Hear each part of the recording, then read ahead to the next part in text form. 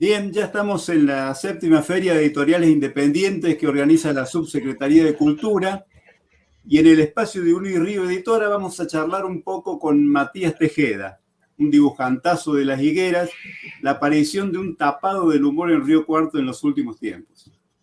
Matías en esta feria virtual presentará el libro Un año bajo la tierra, donde recopila ilustraciones sobre este año medio fantasmal que nos tocó vivir.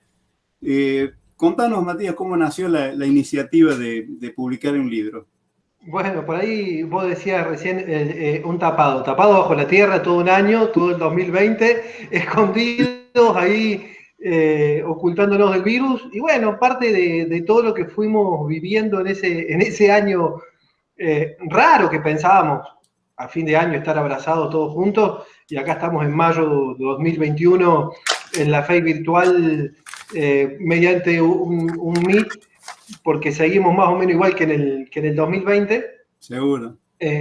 Bueno, la idea fue ir recuperando esas imágenes, esas ilustraciones que fueron describiendo distintos momentos, distintos estados de ánimo, desde aquellos momentos heroicos que salíamos a aplaudir a los médicos empáticos hasta cuando los echábamos del edificio y los tirábamos a la calle, ¿no? ¿Qué quedó? Todo eso quedó en el olvido, ¿no? O sea, esos gestos, Nada.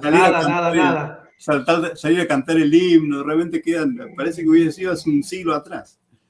Totalmente. Pero qué manera de darnos tema a los humoristas, ¿no? El tema de esta pandemia, ¿no? Realmente uno fue como un tsunami de información que nos inspiraba, pues, digamos, muy a pesar nuestro, ¿no es cierto?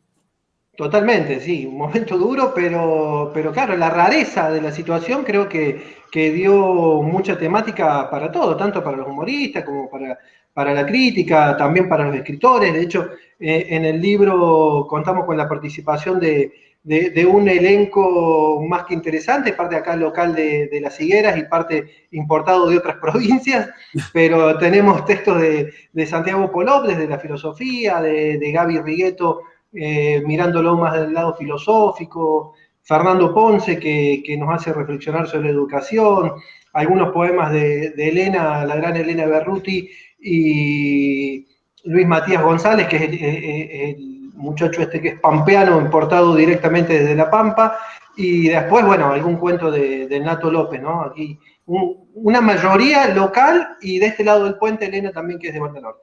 Qué lindo, ¿no? Qué gran aporte, digamos, para enriquecer todavía más ese libro. ¿Y cómo fue? ¿Vos pensás que los dibujos, las ilustraciones, esa opinión ilustrada que vendría a ser muchos de tus trabajos, sirvieron para... muchos son críticos, pero también sirvieron un poco para descomprimir, ¿no es cierto?, semejante carga de angustia que llevaba cada noticia del coronavirus. Yo creo que Sí. sirve para descomprimir, ¿no es cierto? Sí, sirve sobre todo en una época donde vos prendías la tele y se te caían los números de infectados, de muertos, que todavía se caen, pero bueno, el humano tiene una capacidad de empatía limitada hasta que se naturaliza todo, digamos, todos éramos unidos, todos salíamos mejores, y con el tiempo ya 20.000, 30.000 enfermos no asustan tanto, pero en su momento la ilustración y la gráfica sirvió para debatir, para descomprimir también, como decías vos, un rato verlo desde otro lugar, desde otro enfoque y a veces hasta reírse un poco, que creo que es un mecanismo de defensa propio del humano, ¿no? Sirve para la defensa del lector y también del creador, ¿no? Eso de toda esa angustia, sacársela a través del dibujo. Sí, por ahí uno canaliza a veces las frustraciones, a veces la bronca, a veces la ironía o el sarcasmo a través del lápiz o de lo que está usando para dibujar y sirve, ¿no? Para descargarse, y a veces también es como una necesidad, es decir, por ahí andas loco todo el día, decir, che, pasó esto y lo tengo que largar porque no me lo aguanto más, y bueno, a veces resulta como una puteada al televisor en el noticiero, ¿no? Decir, no podés estar diciendo eso. Es decir, llega un momento en que uno se encuentra discutiendo con la tele. Bueno, esto a veces es discutir con el papel un poco. ¿Y a vos te ha tocado vivir un momento de publicaciones? A mí también me tocó, pero de todos modos distinto al que fue, me tocó vivir a mí en cuanto al papel, las redes sociales tienen muchísimo más de evolución de los lectores que lo que tenían uno en papel. En el trabajo que a mí me tocaba hacer en el diario, no digo que era anónimo, pero sí que no, había escasa respuesta porque uno pasaba a ser un poco... no es como el músico que te da en un escenario y tiene la respuesta enseguida. El dibujante en el papel hace el dibujo y... Bien. Pero las redes sociales sí tienen una evolución interesante que también van marcando, uno sabe cómo está rumbeando la cosa, ¿no es cierto?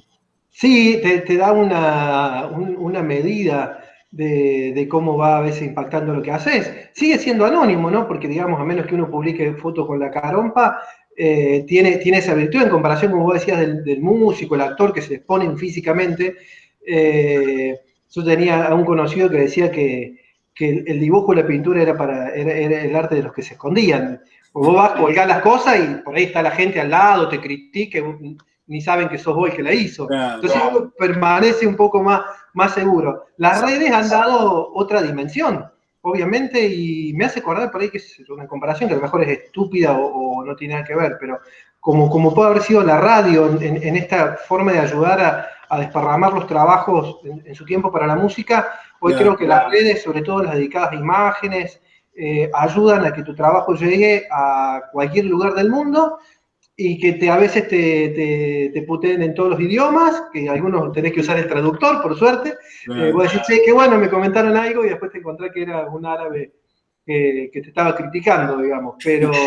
Pero te permite esto de seguir mostrando tu trabajo y tener un ida y vuelta bastante ágil, pero también te mete una inmediatez que por ahí no existía en la otra dinámica que comentabas vos, ¿no? Es decir, por ahí en las redes pasa que las noticias se ponen viejas muy rápido.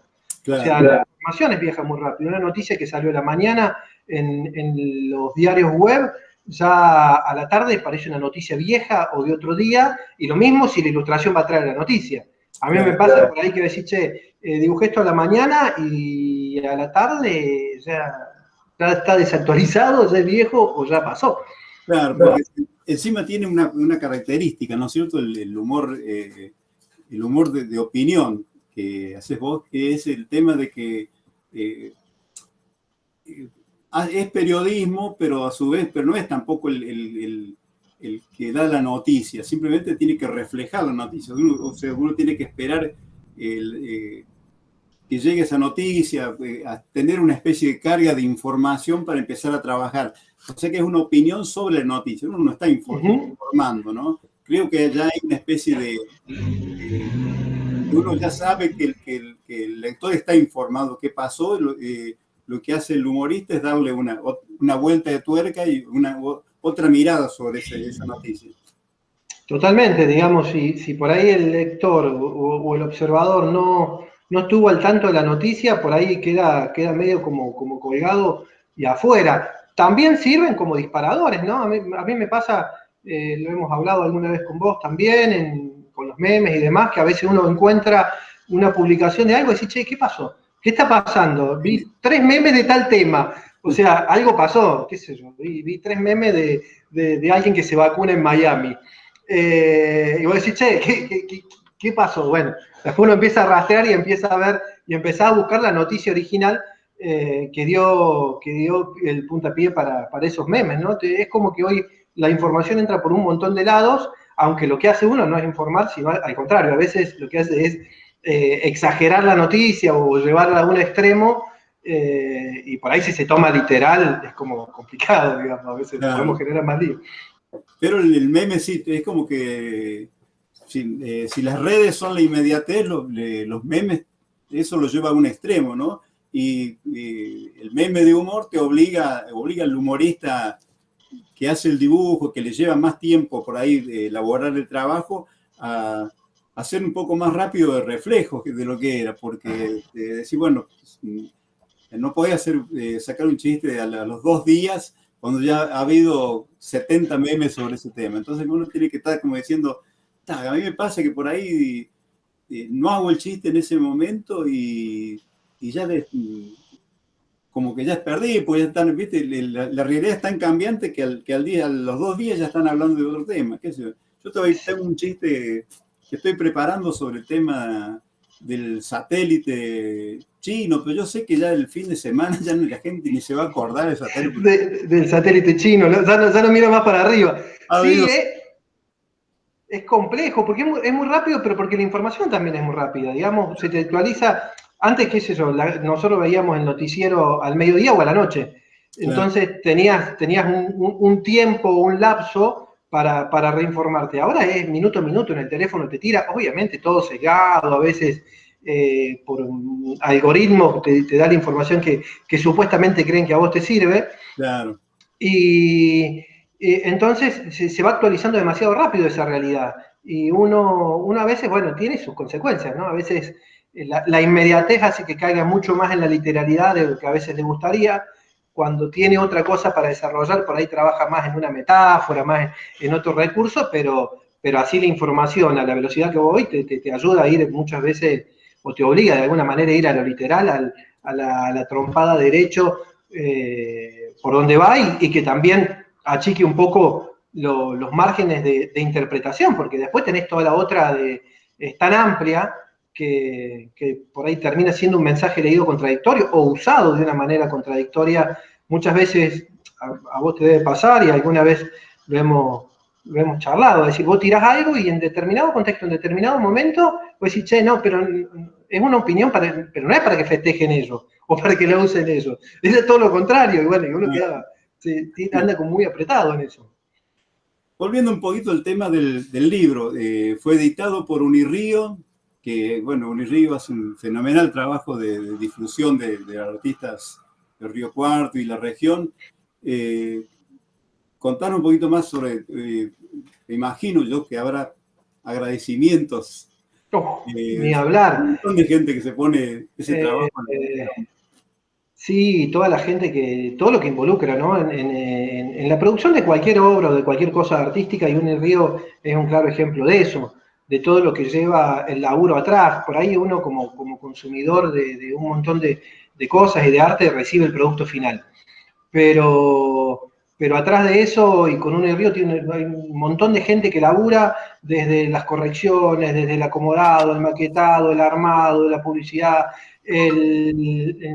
la difusión, y Unirrío tiene esa particularidad de poder poner todo eso a trabajar con contenido de manera libre y gratuita, que es fabuloso, como en el caso de este libro, que es un libro virtual que se puede descargar desde la página de Unirrío de manera gratuita y poder desparramarlo, lo que te permite por ahí poner en discusión los formatos y te permite llegar a otros lados, como decíamos recién, de otra manera, y que una universidad pública ponga las pilas en generar contenido de manera libre, también es fabuloso. Libre no solo en el sentido de descargarlo, sino en la libertad de opinión y de lo que uno labura, ¿no?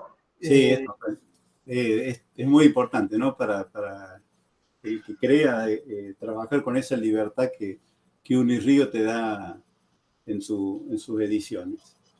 Y desde ya agradecido a toda la gente de Unirrío y una mención especial para el torturado José Luis Amán, que es el encargado de maquetar y acomodar.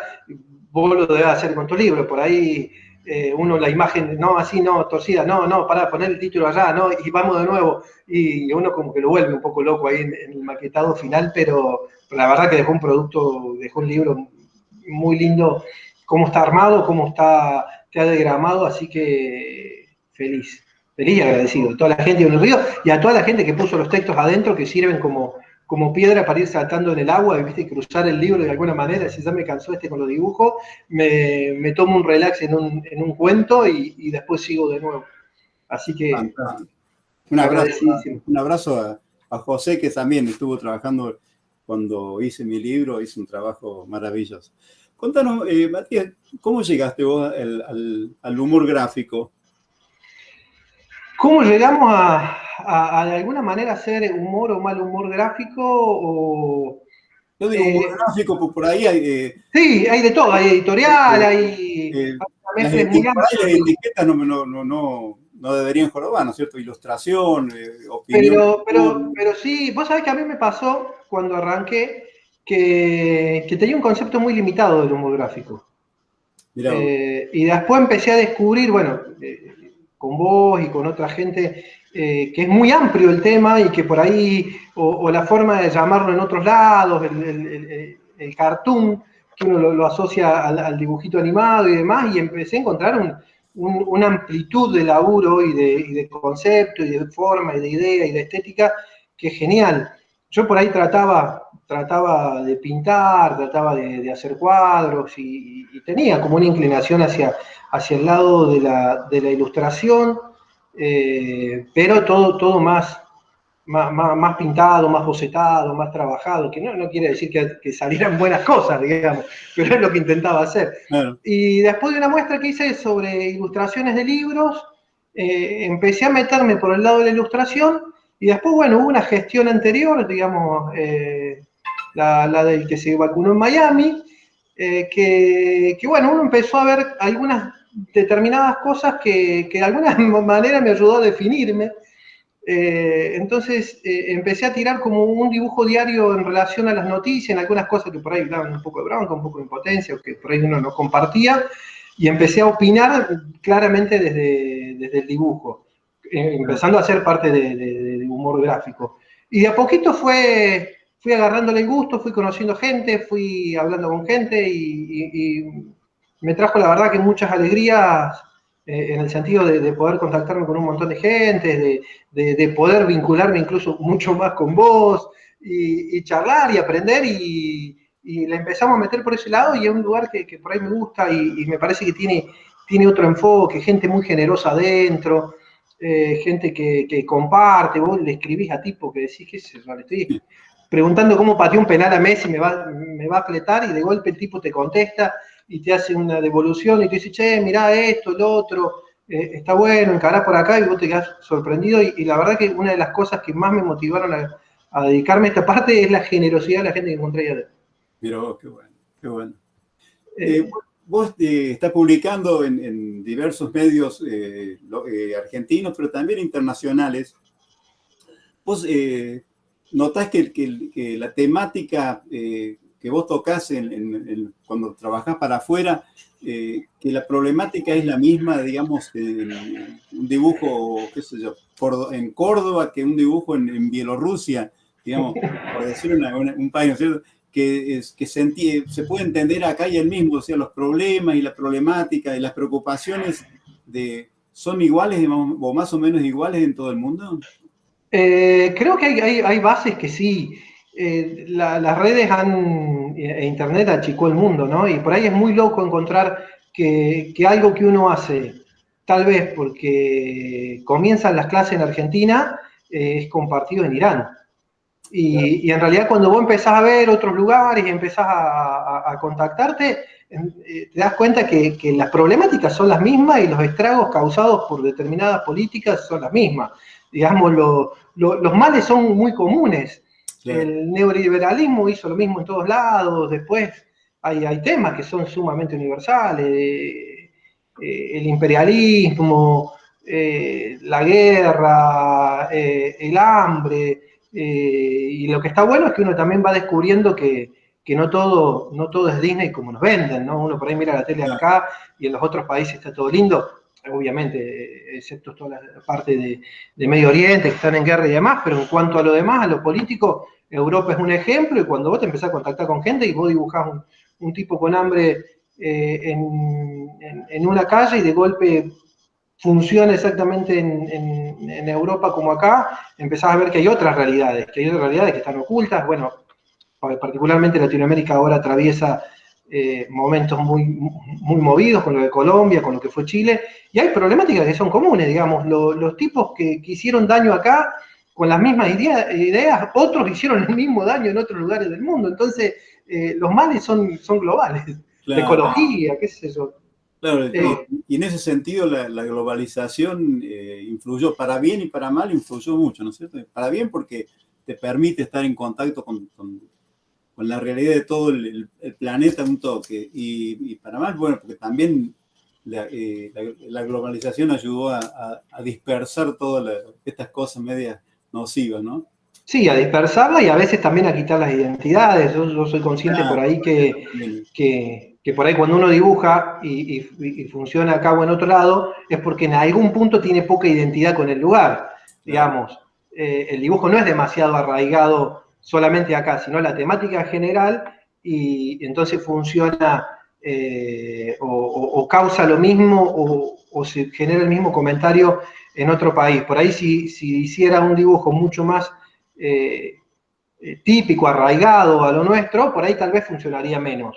Claro. Entonces, por ahí también la globalización tiene algo bueno, es como que me estoy criticando solo, ¿no? Pero también te quita identidad a lo global, ¿no? Es decir, por ahí pasa qué sé yo, un tipo tomando un café acá en el vasito ese que todo el mundo se saca una selfie, es lo mismo que el tipo tomando el café en Nueva York o en España o en Madrid, y si vos haces un dibujo en relación a eso, funciona en todos lados, Claro. obviamente porque perdió la identidad. No es el Ahí, café de Don Juan o del Lechuza que es propio del lugar y típico y muy nuestro.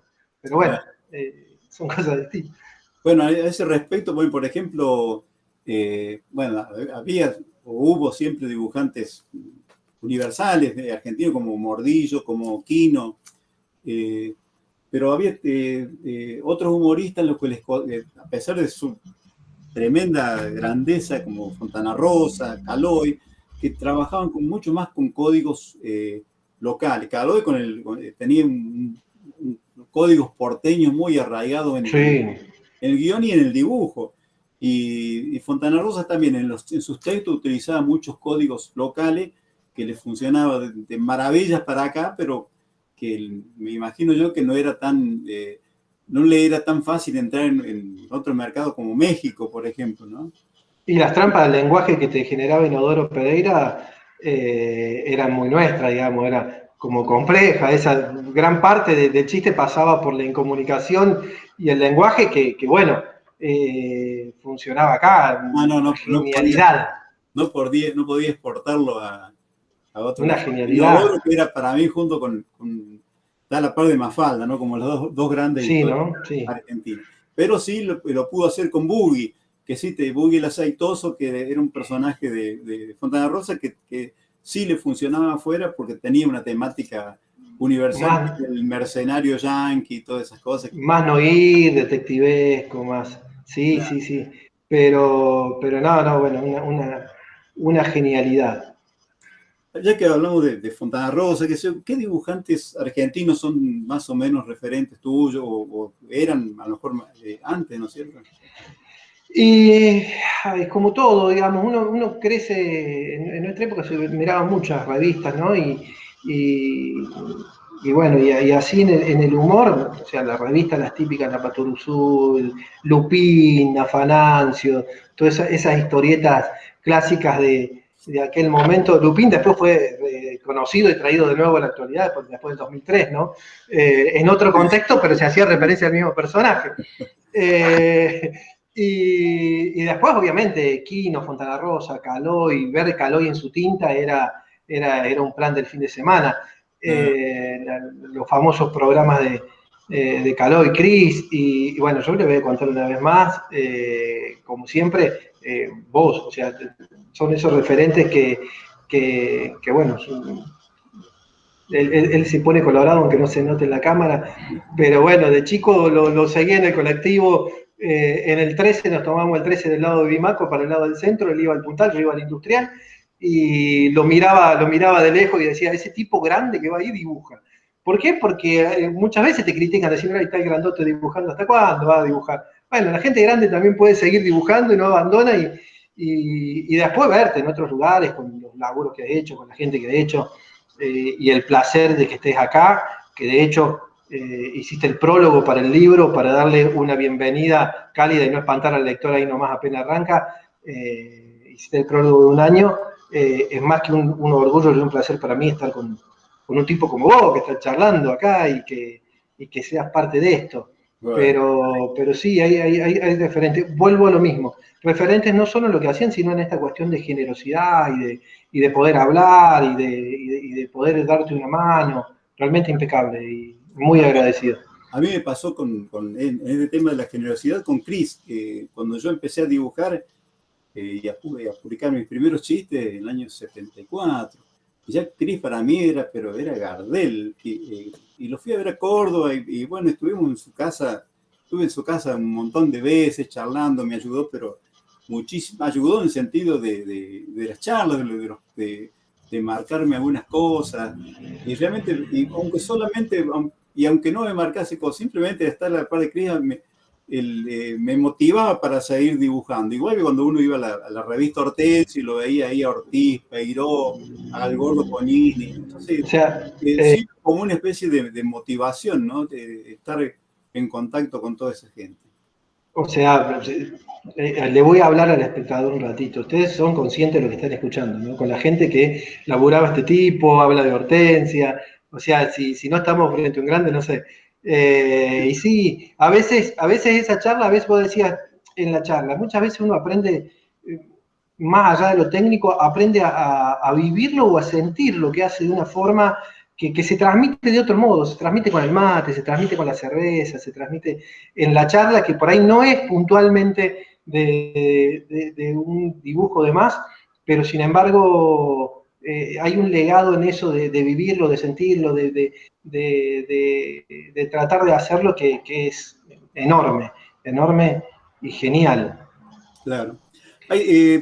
Con los dibujantes, recién hablamos de los referentes argentinos, y de los extranjeros hay un tema que es, tienen otra cosa, ¿no? Digamos, en la publicación universal, el humor tira más me imagino yo tendrá también referentes como Ares, por decir uno. Sí, Ares, Boligán, bueno, Brad Izquierdo, gente. Es muy llamativo la localización, ¿no? De los lugares donde es muy fuerte la parte del humor gráfico y la editorial de este tipo. Es muy interesante verlo también, los cubanos, parte de México, como Castillejos, y después toda la zona de la Europa del Este, la ex Unión Soviética, la parte de Medio Oriente, es como muy fuerte, y creo que tiene que ver a lo mejor con esos lugares donde se arma la resistencia y se genera una cultura desde ahí y tiene mucha presencia, y en otros lados la resistencia desde sobrevivir. Cuando uno ve el laburo del lado de Medio Oriente y demás, decís, estos tipos están peleando, bueno, vos lo has vivido en la dictadura acá, era una forma de resistir desde ahí adentro o de sumarte a otras causas, pero son lugares políticamente muy fuertes, ¿no? Que es interesante el rol que tiene en ese caso. Sí, a mí me llama la atención lo de Irán también, es muy fuerte.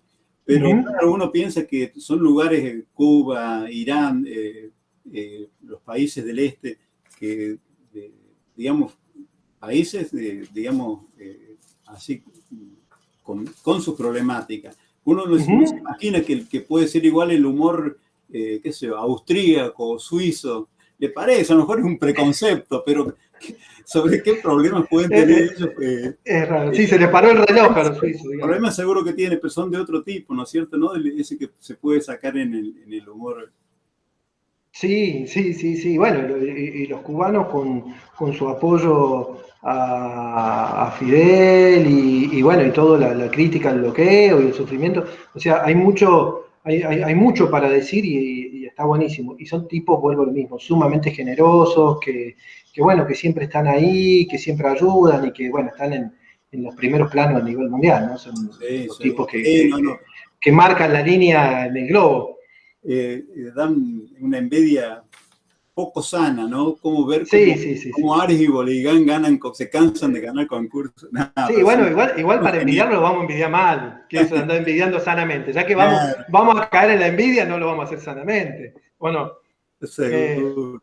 Pero te iba a preguntar, en tu trabajo, vos, ¿qué porcentaje le das a la idea y qué porcentaje al dibujo, digamos, de importancia en la obra que vas a hacer? Sí. A lo mejor hay un equilibrio entre los dos elementos. A veces, obviamente que en este caso por ahí la cuestión es más como, es una pieza más a veces yo la veo más comunicativa que artística, ¿no? Es decir, que meramente. Entonces, por ahí, sobre todo, cuando te presiona el tiempo la noticia, laburamos más la idea, el mensaje, lo que tiene que decir, que sea claro, que no dé a interpretaciones erróneas y contraproducentes, digamos, o que ideológicamente uno no comparte, y por ahí el foco se pone en eso. También depende el nivel de impotencia o de bronca que uno tiene cuando lo hace, cosa que está muy mal, pero que es poco profesional No y se hace. que es burdo y es chabacano, pero uno lo escupe así en el papel y lo larga y tira la trompada al aire. Pero otras veces lo laburamos un poco más, buscamos la manera de decirlo, y cuando tenemos mucho tiempo, por ahí salís de la noticia diaria y haces otro tipo de trabajo, un tema que es más permanente o más común, por ahí le buscás más la metáfora o te animás un poco más al recurso plástico, ¿no? Claro, cada uno Pero busca. generalmente la idea es central. Sí, sí, sí. Pero generalmente uno advierte a través de las redes que el que por ahí, claro que por ahí la sutileza, con la sutileza mejora el trabajo, pero por ahí el impacto, si es un dibujo que es, lo sacas al toque de la noticia y es medio así como salido en bruto, pega más en el lector, ¿no es cierto? Se siente como, Sí, porque tiene que la identificación del lector es muy importante, me parece, ¿no?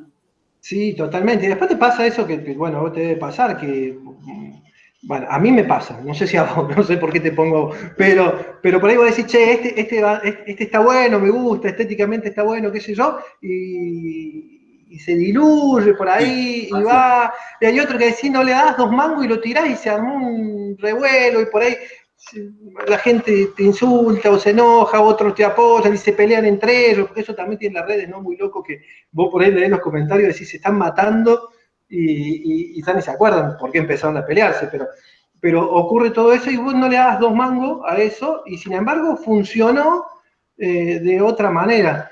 Sí, Eh, sí, es muy difícil predecir qué dibujo va a pegar y cuál va a pegar mucho y cuál va a pegar menos, ¿no? Uno lo larga y nunca termina de acostumbrarse a eso, ¿no? Por ahí uno le pone la ficha a un trabajo y dice, con esto. Y pasa, pero sin pena ni gloria. no lo vio nadie. Y después te pasa esto que te decía recién sobre educación. En el libro hay varios dibujos sobre educación y de golpe vos encontrarte cosas que decís, bueno, hago esto que es bien local, acá empiezan las clases y demás, y sin embargo después lo ves compartido en otros países, con otros zócalos, con otros que no sé qué dicen, pero por ahí en páginas de Irán y vos decís, che, y jugás a eso, el contratiempo, ¿no? Porque a veces también lo que vos dibujás acá allá salen de vacaciones, entonces eso también te genera algunos cruces. Y en torno a educación, te quería invitar a escuchar un fragmento de un texto de Fernando Ponce que habla sobre la educación de lo que fue el comienzo de la pandemia y cuando a mí me pasó particularmente vivirlo de una forma muy rara. El 15 de marzo cumple los años mi compañera. El 15 de marzo nos juntamos acá, estábamos brindando y aparece Alberto en la tele, cual película catástrofe, y dice, mañana se suspenden las clases. Ambos en casa somos todos docentes, entonces somos dos, digamos, después los nenes no son docentes todavía. Todavía. Así que la remamos de ahí, se suspenden las clases. A los pocos días el porfiado fue y compró, porque el 23 de marzo cumple los años mi niña más grande, y bueno, compré la sorpresita, los caramelos y todo, y el 23 de marzo ya estaba todo absolutamente cerrado en fase 1, estábamos todos aprendiendo palabras nuevas, meet, mutear, no sé, compartíamos link, toda esta locura de estar hablando de la pantalla, a todo esto en el medio de un embarazo, nace mi hijo, que para mi hijo la mayoría de la gente tenía cabeza de pantalla, porque excepto nosotros que estábamos dentro de la casa, el resto era un celular con cara, digamos. Entonces era como muy raro para el niño y en todo eso tratamos de educar. Tratamos de no cortar las clases, tratamos de sostener el sistema, tratamos de que los pibes siguieran teniendo sus clases Y a eso hace referencia no solo el laburo docente, sino a todo lo que se vivió del otro lado, en los pibes, en la casa, en, qué sé yo, tomarle un examen a un pibe y que atrás estuviese la madre cocinando, o estuvieran los hermanitos corriendo, o el perro, simplemente en un caso un poco más alegre, si le subiera a la falda llevarle la pelota para jugar en el medio de un examen o de una clase, fue muy extraño, y a todo eso hace referencia Fernando en su texto. Te invito a escucharlo un ratito. Dale.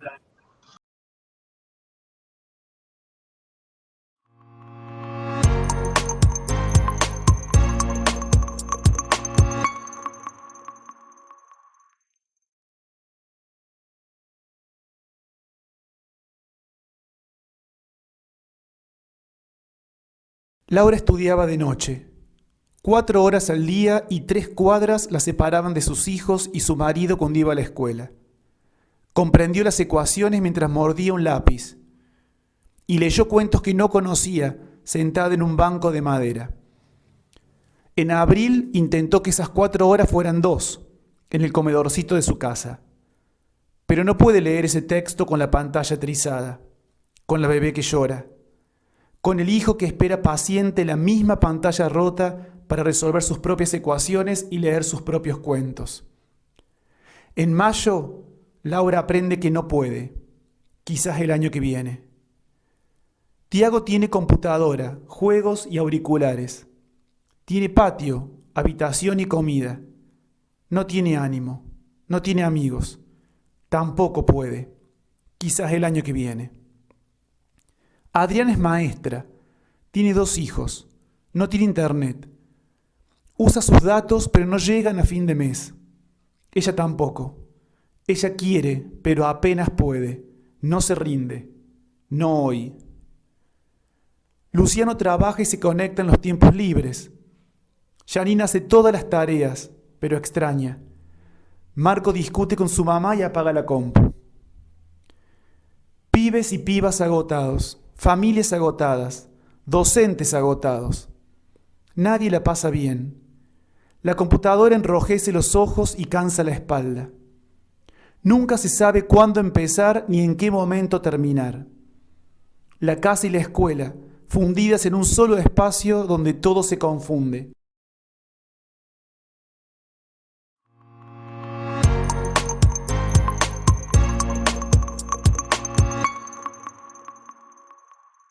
Qué tremendo, ¿no? Qué tremendo. La escuela con todos los problemas de siempre y los que le agregó la pandemia, ¿no? Totalmente.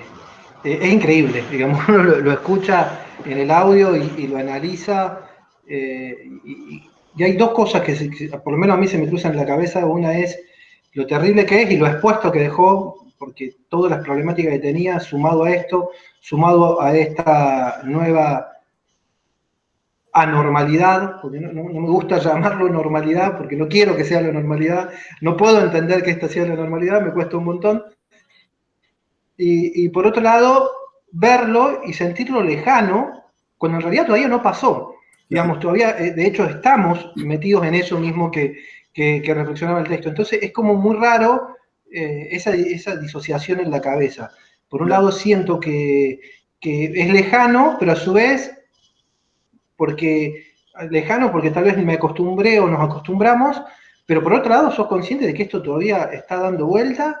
Estamos esperando la vacuna y bueno, tratando de sobrevivir dentro de todo lo que expuso la pandemia de que somos los humanos. Y la problemática docente que sigue realmente, hay polémica, pero día a día, ¿no? Porque uno entiende por ahí el tema del problema de los chicos, que es real, el tema de la falta de clases presenciales, pero si toda una situación, ¿qué le va a hacer? No es una cosa que cayó de arriba. Totalmente. Es imposible evitarlo, ¿no?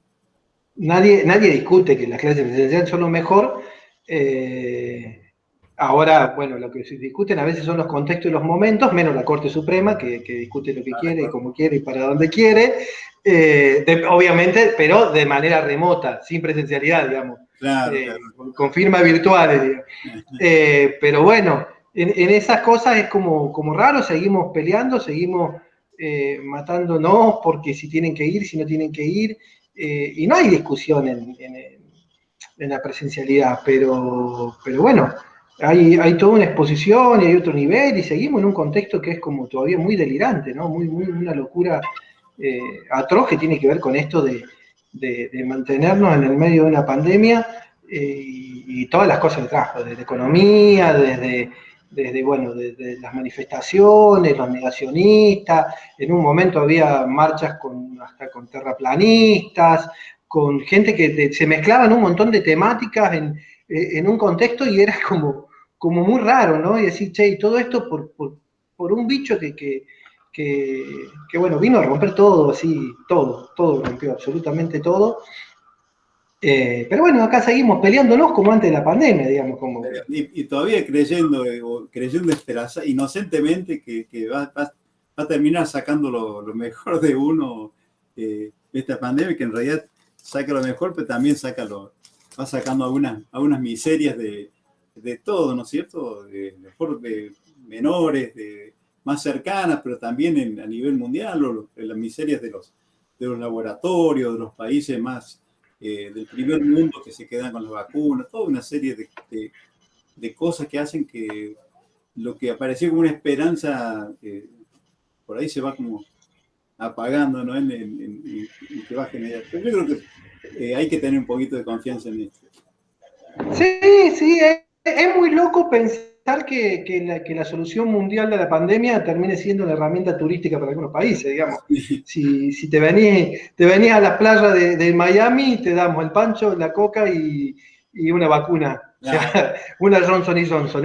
Es como muy loco y decir, che, en otros lugares, vos ves la India que hace la vacuna, de golpe en otro caos y esas cosas te pegan un poco, ¿no? Y es extraño, digamos, es extraño verlo. Acá en mi barrio estamos organizando un charter para ir a vacunarnos a Miami. Muy bien, sí, muy bien. Incluye City Tour por clínicas. Sí, con todos los en vez de azafata tenés enfermeras. Un año bajo la tierra, ya prácticamente ganó la calle, por decirlo así metafóricamente, pero me imagino ya estarás preparando la segunda parte, porque obviamente que va a ser, este año también está siendo rico en información. En material. Y esperamos que no dejes afuera todo este material en tu futuro trabajo, que en un alarde de poca imaginación será Un año bajo la tierra, segunda parte. Seguimos bajo la tierra, se va a llamar.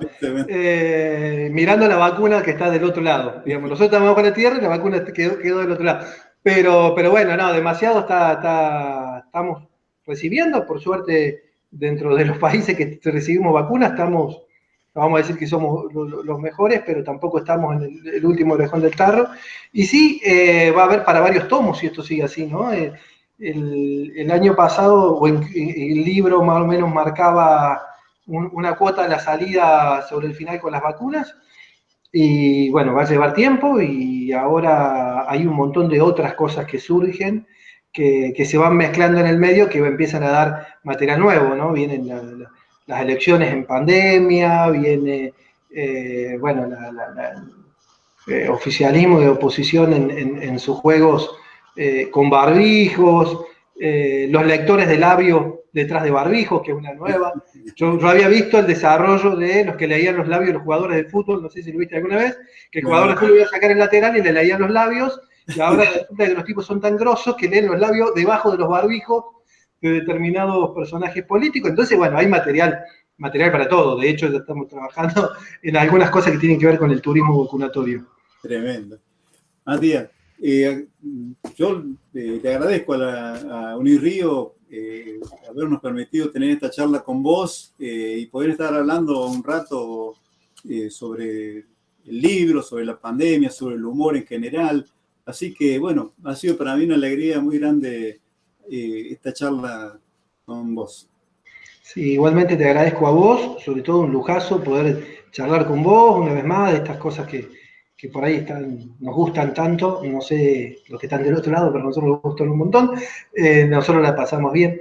Y a la gente de Unirío desde ya por darnos este espacio, por permitir también difundir el libro y poder tenerlo, digamos, materializarlo, porque sin ellos hubiese sido bastante complejo, casi imposible que Un año bajo la tierra viera la luz, y vuelvo a lo mismo, a Fernando Ponce, a Santiago Polop, a Luis Matías González, a Elena Berruti, a Gabriel Rigueto y al Nato López que se suman, y a vos por ese gran prólogo de entrada, siempre dar el primer paso seguro.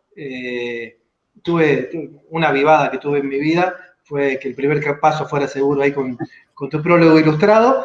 Así que, bueno, agradecidos a todos y muy, muy, muy agradecido a Claudio Azad y sobre todo a Carolina, que le hicimos renegar un montón, le hicimos pasar por un montón de cosas, por un montón de peripecias que capaz que da origen a un año en MIT para que cuenta las peripecias de todo lo que hicimos acá. Así que, bueno, agradecidos y los dejo, o los dejamos con un poema de Elena en Pandemiades, que bueno, está bueno como cierre ahí y poder irnos de este modo. Así Bueno, que de mi parte, muchas gracias.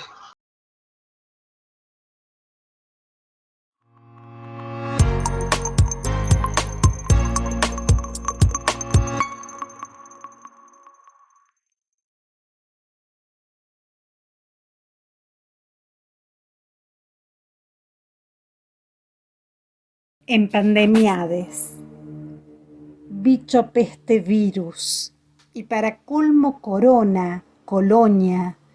De pronto acá, cerremos todo, apaguemos, desenchufemos, qué raro, seguro volvemos la semana que viene, ¿no? No, era marzo, luego noviembre, ahora mayo. Y el mundo es una casa y una pantalla y un ancho de banda o un paquete de datos. Caro, bien caro. ¿Cómo estás? En pandemiades estamos, afectades todes, y quien diga que no, niega, naturaliza, miente. ¿Estás? Píxeles, se congela, no se escucha, delay. ¿Cómo saber si estás bien, si entendiste el texto, la clase? En el Meet no solo es la cámara la que se apaga, ni muteamos nada más que el sonido. No todo Zoom es encuentro, no es pantalla lo que late. Ninguna conectividad garantiza contacto o experiencia, digo humanidad. Burbuja, te dicen. Burbuja es otra cosa. Pompa de detergente y agua y aire para jugar hasta que se rompa. Burbujas en la soda o gaseosa que cosquillean cuando tragas rápido. Este bicho nos ahueca, vacía, encierra, nos aleja justo a nosotros que sabemos vivir en plural y no de otro modo, a nosotras, nosotros, que no hacemos como el avestruz, ni nos miramos el pupo, ni tosemos odio arriba del leotre. Y el otro bicho, el humano, ponele, el yo controlo todo, acá no pasa nada, a dónde vamos de vacaciones o mi nene no se queda sin egreso y viaje. Mal bicho, la pobreza flaca camina en puntas de pies y sigilo del feo para parar la olla, mientras preparas las valijas.